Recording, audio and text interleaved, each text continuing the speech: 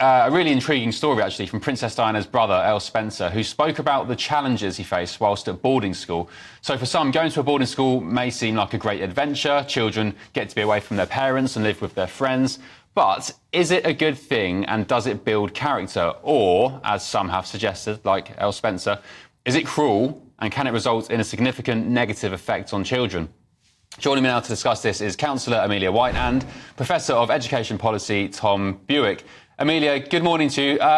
Let's just get straight to it. Boarding school, a good thing, or is it completely subjective? It is something that causes a lot of difficulties for adults who have gone to boarding school. So primarily, the main thing that we see is difficulties in relationships. So they really don't learn how to regulate their own emotions, and therefore it's really hard when you're in relationship as an adult to be able to express yourself and show your vulnerability and connect with others. And that's one of the main things that we see. So what does boarding school do to children to cut off that emotional, ability? What happens? Well, if you imagine yourself and you're 7 years old, and you've spent 7 years with your family, and then all of a sudden you're driven to an institution in the middle of nowhere, and you very quickly have to say goodbye to your mum, and you're with a group of strangers, people who are there to attempt to look after you, but there's one adult generally for 50 children, so they can't. If you cry, you may be picked on or bullied, and therefore you learn very quickly to shut that down. I hear people all the time saying they actually remember consciously thinking, right, I'm going to stop feeling now because it's too painful. And their mum isn't going to come back. Tom Bewick, that sounds pretty brutal, Tom.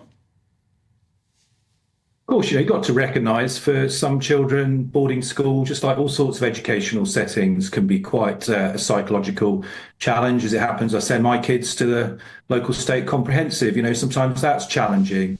I think we've got to really get this into perspective, Ben. There's about 13,000 pupils at boarding school here in the UK. It's less than 1% of the schooling population as a whole. And we've got to understand why parents feel they need to send their kids to boarding school. They may be diplomats, they may be in the armed forces, they may work all over the world. There are very good reasons why parents and families feel they need to send their children to boarding school. And I do think actually, whilst of course it's terrible what happened to Earl Spencer in the 1970s, I do think it's worth highlighting that, we've banned corporal punishment in all schools, state and private schools, since the late 1990s in England, a bit later in Scotland, Wales and Northern Ireland. So I think a lot of the stories that we're seeing now in the media really reflect a bygone era. I don't think they're a fair reflection, actually, of the support and the nurturing that children get in boarding schools today.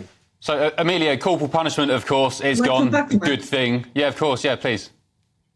Well, it's the abuse or the bullying or the violence that happens is on top of the trauma about being left on your own. So every child, so I currently run a course and I have people from all over the world, different ages, youngest in their 20s, eldest in their 70s. So they've gone through different decades, but they all have the same wounding, which is having to become an adult at a really young age without that parental support and guidance.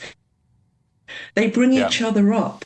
And where in the world do we learn that psychologically that's the best thing for children, to not grow up with parents Okay, Tom, last word. Who love them, who are there to look, the research doesn't really back up the claim that's being made. Professor Penny Kavanagh produced a very comprehensive report last August, actually, that showed, yes, of course, for some students, in fact, she renamed this so-called boarding school syndrome, boarding family syndrome. Often the causes of some of these psychological issues for young people starts with the family, not necessarily in the boarding school. And I think that was a very important piece of research on that subject.